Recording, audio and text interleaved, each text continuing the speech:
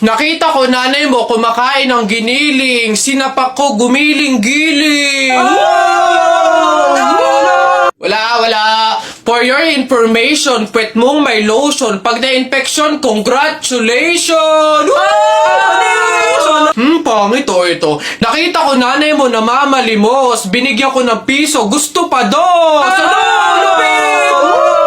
O ako na, damit mo puti, shirt mo puti, amoyin mo kilikili mo, amoy dato puti. Yun na yun, o ito. Nakita ko nanay mo nasa bubong. Kung binato ko ng talong, shoot sa ilong! Sa flip, teka lang, meron pa. Hindi ako natakot sa bagyong Ondoy. Ha? Natakot ako sa nanay mong mukhang unggoy.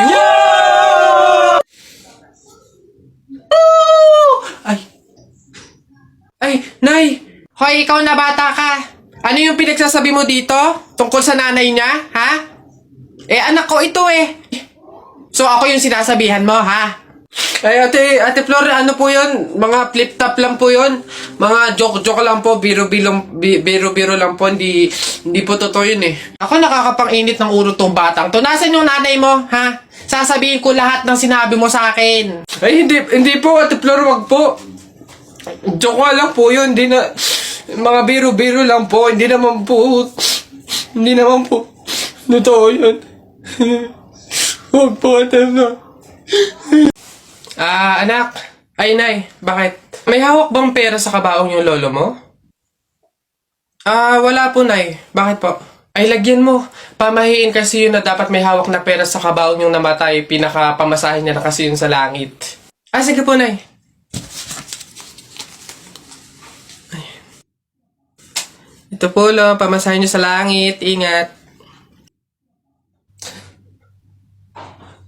Nasa langit na ako. Ay, opo, Tay. Kasi sinunod po ng pamilya niyo yung pamahiin na dapat may hawak kayong pera sa kabaong para may pamasahe kayo dito sa langit. Ay, ganun ba? Naku, Teka, 1,000 yung binigay sa akin. Nasaan yung sukle? Ibigay niyo sa akin, ano to? Dayaan to, ha? Akin na. Ano na?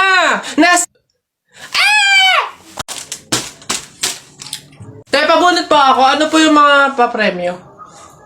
Lombans, hairband, calculator, paper... Ayun yung kotse pong blue. Ayun. Pabunot to. Ano? Tagal. Ito. 127 po. Ito po. Wala. 21 po. Meron? Wala ulit. Ba't wala pa rin? 1. Gusto ko yung laruan na yun 1 pa 1. Wala. Wala pa rin. Ubus na pera ko 85 po. 85. Huwag ka na umasa, wala. Wala pa rin, ang daya naman yan. Ang daya. Wala madaya dyan, sa bulok ka lang, umuwi ka na. Ito, last one ha. 42 po. Meron? Wala. Ano ba yan? Wala na akong pera. Daya naman yan. Huwag na nga. Excuse me. May tatanong lang sana ako. Ay, sige po. Ano po yun? Kaibigan kasi ako nung namatay. Ililibing na, di ba? Napansin ko kasi wala yung taga-sigaw. Wala ba kayong nilagay? Ay, bakit po kailangan ng taga-sigaw? Kasi di ba kaya siya namatay kasi pinatay siya? Nahuli na ba yung pumatay? Ay, ganun po ba? Hindi pa po nahuli yung suspect O, hindi pa pala. Ang pamahiin kasi dyan, para daw makonsensya yung pumatay dun sa tao, is kailangan pag ililibing na, maglagay daw ng taga-sigaw para sumuko na yung pumatay sa kanya. Sige po, ako na lang po, yung sisigaw. Ay, ikaw na lang. Sige, mabuti. Ayos, sige.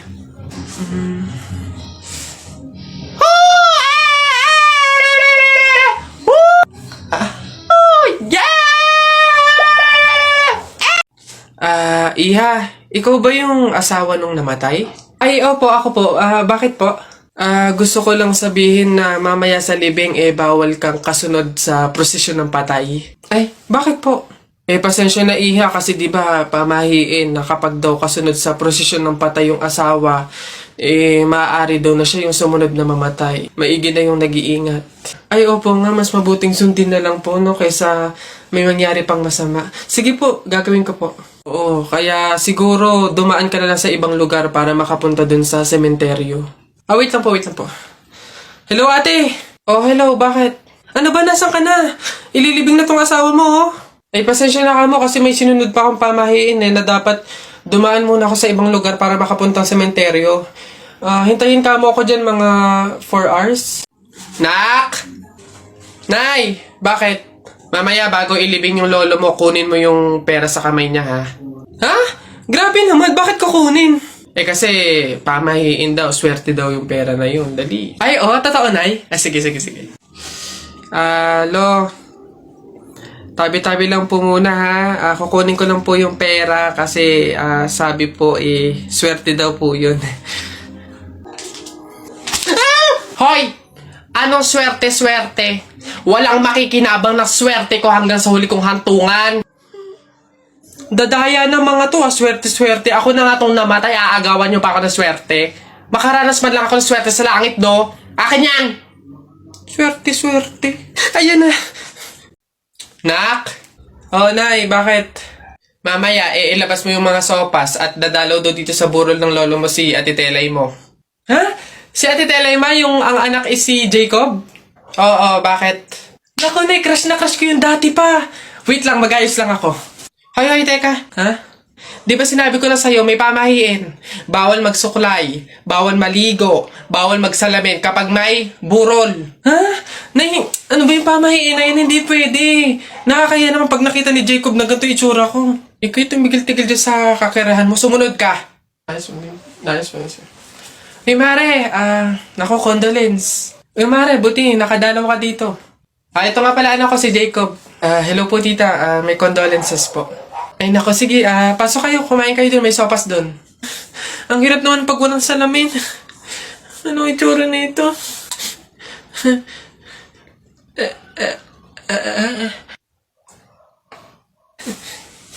Hi, Jacob. Hi. Lintik na pamahiin na yan. Uy, pre! Ano na naman?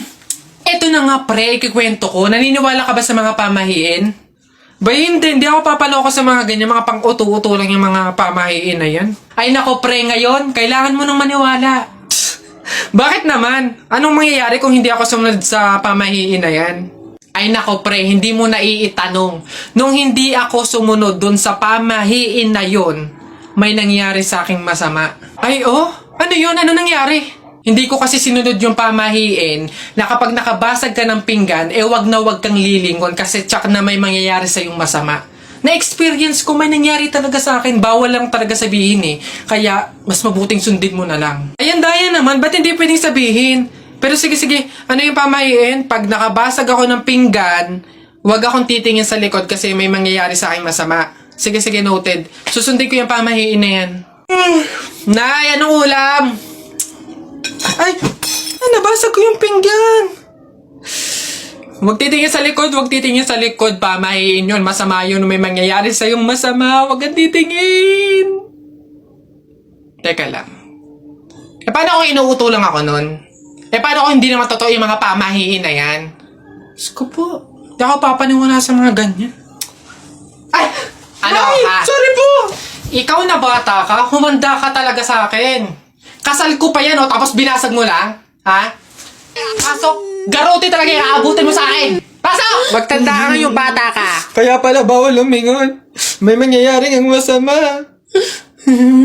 Maglalayas ako, sakit-sakit ang palo nyo. Flip-top ka ng flip-top, wala ka namang laptop. Eto piso, pabili ng lollipop! Don't touch me, kamay mong madumi. Wash muna bago touch me! Wala, talo, wala. Yun lang, sabihin mo sa nanay mo, break na kami. Nakita ko ang panty niya ganong kalaki. Wala. Sa langit may anghel, sa lupa may shell. Tignan mo ang tatay mo kalbo, nagjejel! Wala, talo! Short mo dilaw, brief mo dilaw.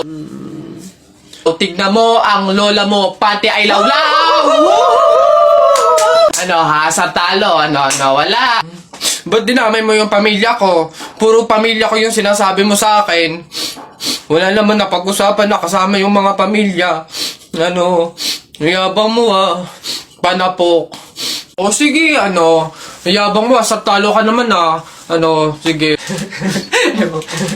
Uy, pre, may nag-away Ay, ano yan? Salita pa kayo ng salita, isuntukan na lang para malaman. O, sige nga, pass, pass. Pass. Pass din. Fight! Hawakan mo nga sa tenga. Hawak tenga lang pala duwag naman yan Ay, nasa mga na kay Papa.